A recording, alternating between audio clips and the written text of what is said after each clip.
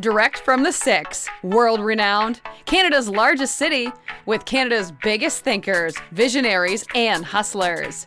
This is Startup Talk, featuring the founders, funders, innovators, and community leaders who've led Canada's startup ecosystem right here in Toronto.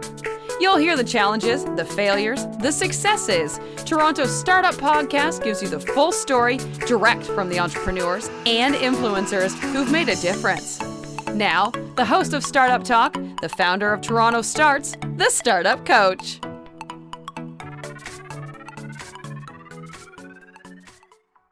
So you have been a serial entrepreneur. How has your approach to launching and scaling businesses evolved over time? Well, it has evolved. I'm doing very much a rinse and repeat from my previous life. And I say rinse and repeat because in my previous life, I was in digital publishing, and I kind of entered that industry when people were still reading glossy print, and newspapers. I think we come a very long way, right? So this is the early 2000s, right?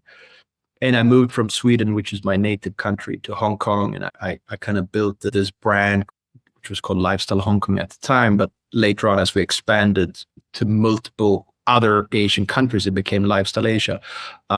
And so it was the first of its kind luxury and lifestyle magazine. And we were targeting yappies or early adopters, which of course you today would call millennials or more so Gen Z. And so I understand this target audience really well.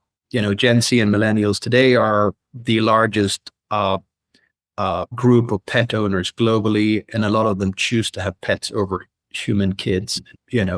They treat their fur baby as the non-human baby that they don't have, and therefore a lot of the disposable income kind of goes there. So for me, it was kind of like, okay, I understand this audience. I'm a pet owner myself. I can relate to this, right? And, I'm a loving, and I want to take care of my pet, but I'm also forgetful, right? And so I guess, in many ways, I can kind of tap on my previous experience, understanding the audience, but everything else is entirely different, right? There is no other similarities apart from its digital transformation, and it's the same type of audience that I'm kind of going after or speaking to. I never built a hardware thing in my life before. I had no idea. So it's kind of like, that's what it looks like in a box, quite Apple-esque. And then if you unbox it, that's the wearable, and you can kind of, comes with sensors on the back. I never spoken to a manufacturer in my life.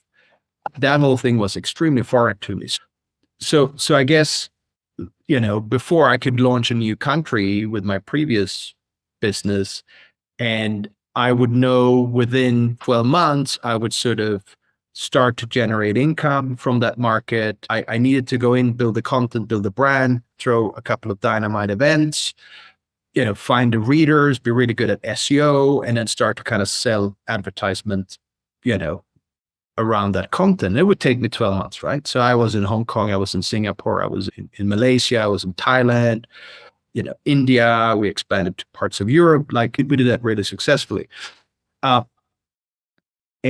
And so with this business, it's like, after 2 years, I'm nowhere, right? I'm still kind of tinkering with blueprints and with algorithms, and there's just been, completely different, right? So I think, launching it has been very different, and scaling a business that is hardware, software, algorithms, AI, firmware, is very different because the product cycle and the planning, takes really long time. I built my entire previous business on $1 million, right? Over a 10-year period. That was all the cash we raised, $1 million. And I think that the last 5 years we raised no money, right? So it was really small money. And I think half of it came from one VC out of Sweden. And the rest was a couple of strategic guys. Here, I've raised many, many times more that, and I've hardly launched, right? So it is very, very different in that regard if I'm comparing it. But it's nice to challenge oneself every now and then. And I think this has been the most challenging thing I've ever done in my life. Once this is done, and I guess down the road an exit is inevitable. I'll probably not be an operator anymore. I'll be helping out other younger entrepreneurs, and I'll invest, and I can share boards, and I can be probably a decent advisor, but I'll probably not operate again. Like, this is my last thing. And I tell sort of my friends that are entrepreneurs as well, and that are much older than me, and they say, good luck, dude. You're gonna be like, you're gonna do this until you're 80. Okay. And I'm 40 now. So 42. So, maybe another 40 years, who knows? But yeah, very different. So this has been great. And I'm sure our listeners want to find out more about you and MyPetGo. Where can they go? Well, I'm not the most social person, on the World Wide Web, I should say. If you meet me, I'm happy to have a drink with you. But you can find me on LinkedIn. That's, I guess, the platform that I do use. And I think it's starting to get a little bit too Facebooky with a lot of weird stuff now. But especially with all the Trump and Musk and his salute the other day and everything else, there's a lot of it's getting very opinionated. But I think, to connect with other professionals and to source partnerships and deals and stuff, it is still the place. It's still the mecca for that. And so I'm there. Just search Richard Nilsson, MyPetGo, you'll find me. So you can connect with me if you want to ask me any questions about hardware, what not to do, pitfalls. Happy to help anybody, happy to give back. If you need help with advice on anything else, entrepreneurship, happy to help as well. So you can reach out there. If you want to go to MyPetGo, we don't have the sexiest website at the moment, but mypetgo.com.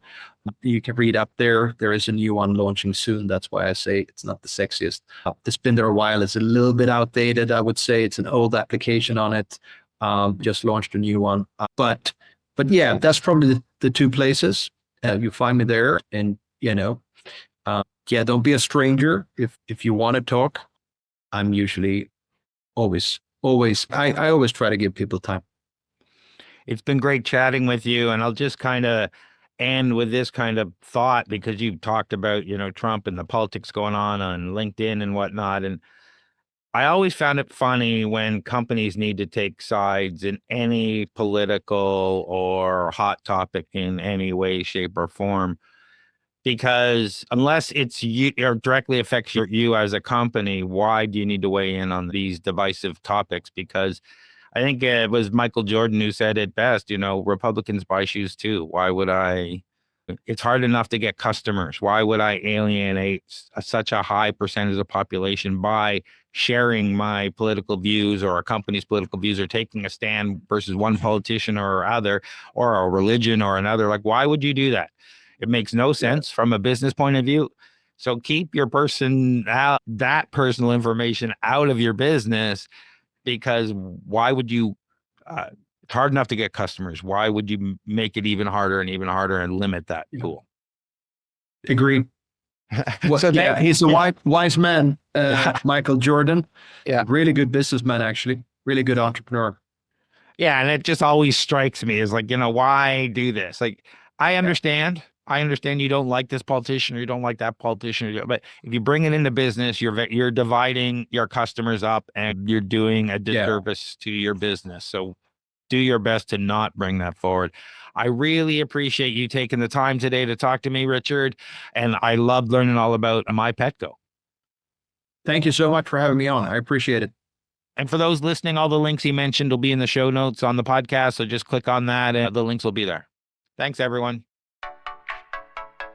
This has been Startup Talk, Toronto's startup podcast. For more exclusive content, the episode vault, and to be part of TorontoStarts community, visit TorontoStarts.com. Get your name on the newsletter mailing list and check out our upcoming events. For more episodes, subscribe now. And please recognize the time and work behind the scenes put into connecting you with the biggest visionaries, entrepreneurs, and innovators in Toronto by leaving a 5-star review. Join us for more next episode from Toronto's most active entrepreneur and startup community on Startup Talk.